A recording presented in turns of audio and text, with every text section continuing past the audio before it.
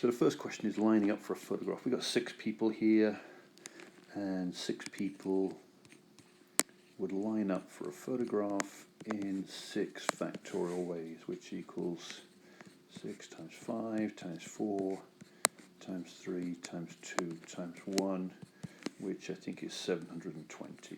That's 6, 24, 120, 120. So it's just the same as if there was 6 letters. It would be the same way. How many ways can you arrange 6 letters? It'd still be 720. But suppose A and B had to sit next to each other. Therefore, C, D, E, and F could sit in any seats at all. So we know that if A and B sat here and here, then these 4 could be arranged 4 factorial ways. And of course, therefore, A and B could move into that position.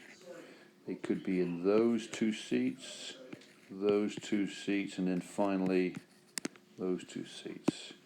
All right, so there's actually 5 ways they could sit next to each other. So we'd multiply this by 5 for the green, and then of course we know that A and B could also be B and A for each one.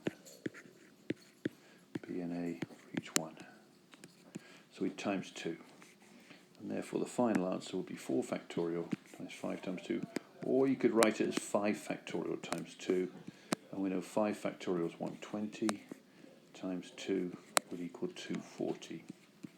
So in the same way, if you had 5 people,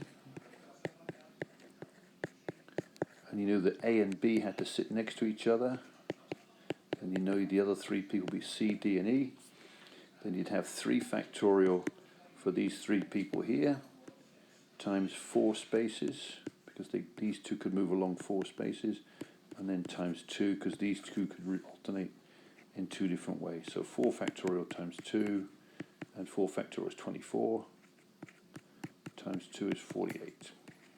Okay.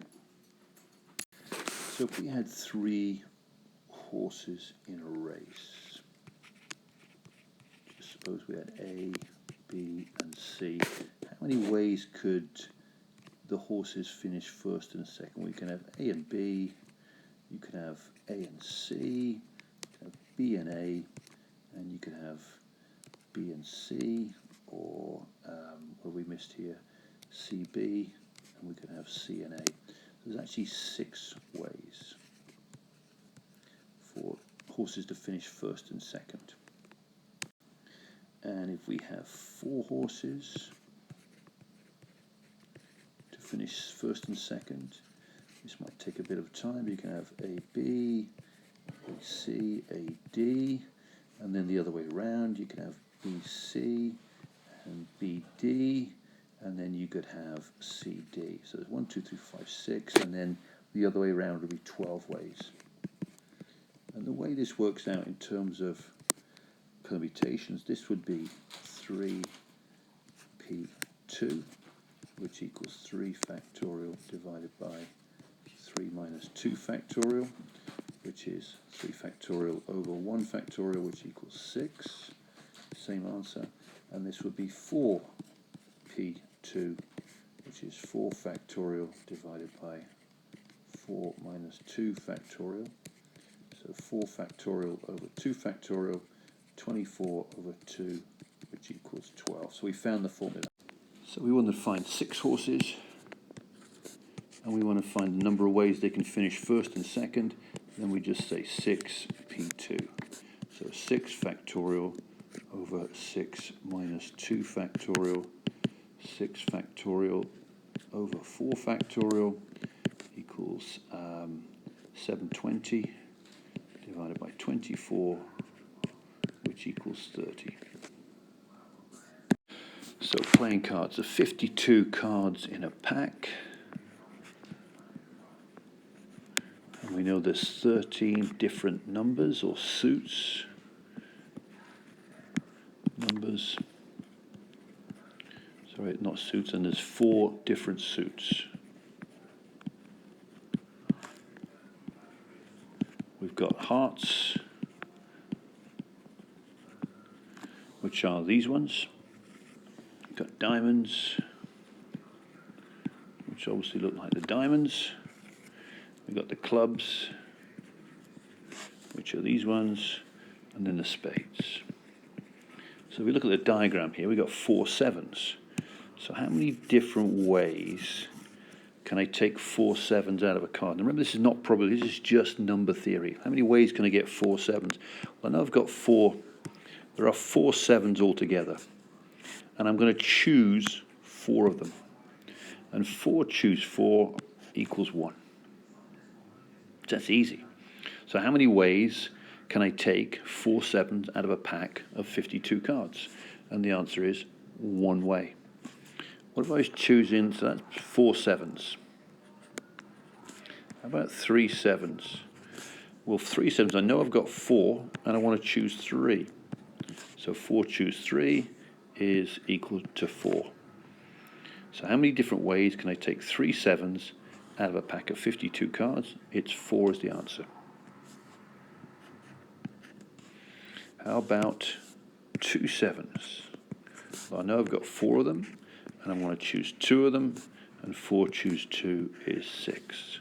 So there are 6 ways of taking 2 sevens out of a pack of 52 cards. So the next thing is, how many ways can I take 3 of any number? So I know that taking 3 cards, let's just say I'm taking 3 sevens would be 4 choose 3. But don't forget, it doesn't have to be sevens. It could be any number, any number. And I know there's 13 different numbers.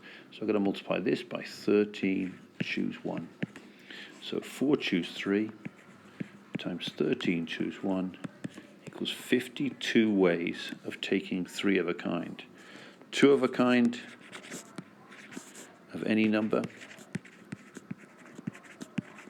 would be 4 choose 2 times 13 choose 1, and you can work that out yourself. So rearranging letters in a word, let's just take a letter called ton. How many different ways can we rearrange those letters? Well, we could do O-T-N, it could be O-N-T, we could be T-O-N, like the one at the top, we could do T-N-O, and then we could bin with the N, we could do N-O-T and N-T-O. So it's rearranged in 6 ways. And if we look at the 3 letters, we know this is equal to 3P3, which is 3 factorial, the formula, over 3 minus 0 factorial. 3 minus 3 factorial.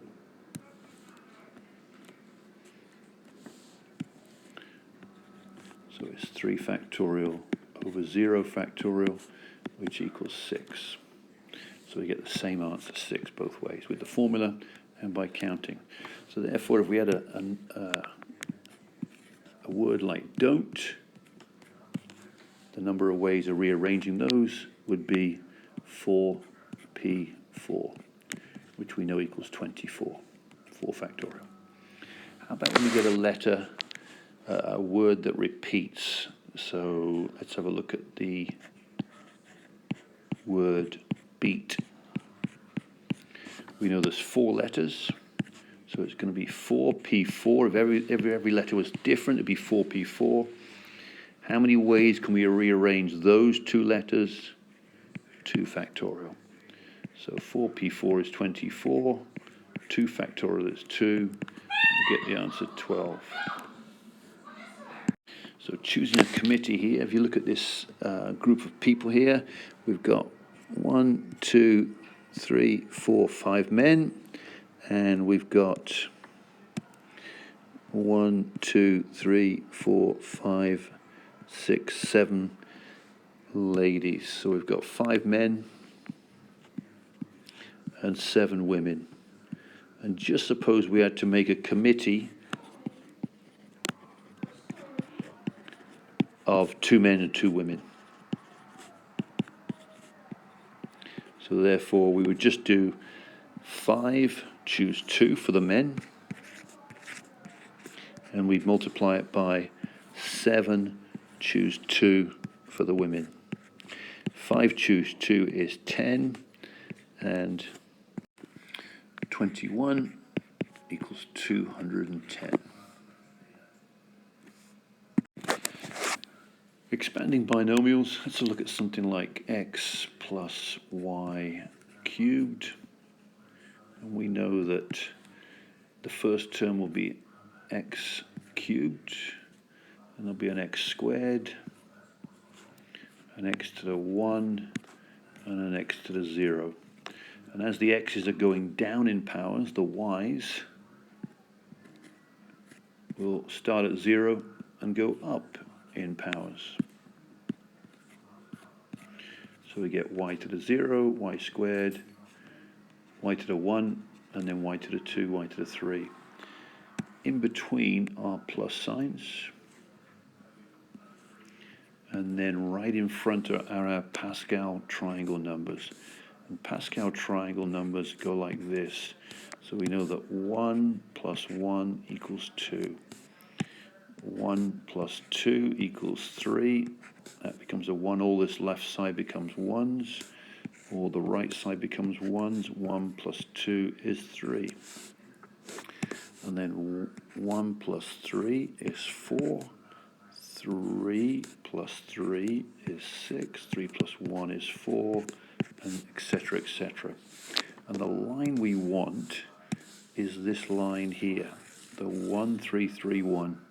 And that just slots in nicely in front of everything here. So, no, don't want to do that. So we get a 1 here, a 3 in front of that one, a 3 in front of that one, and a 1 in front of that one. So the final answer is 1 times x cubed times y to the 0, x cubed, plus 3 times x squared times y, plus 3 times x times y squared, plus 1 times x to the 0 times y cubed is y cubed. If we look at something a bit trickier, say 3x minus 2 cubed. So we know that the 3x's will start off cubed, and then there'll be a 3x squared, and a 3x to the 1, and a 3x to the 0. And then the 2 becomes negative 2. I've got to put the negative with it, to the 0. Negative 2 to the 1. Negative 2 to the 2. And negative 2 squared. And then we're going to put the plus sign in between each one.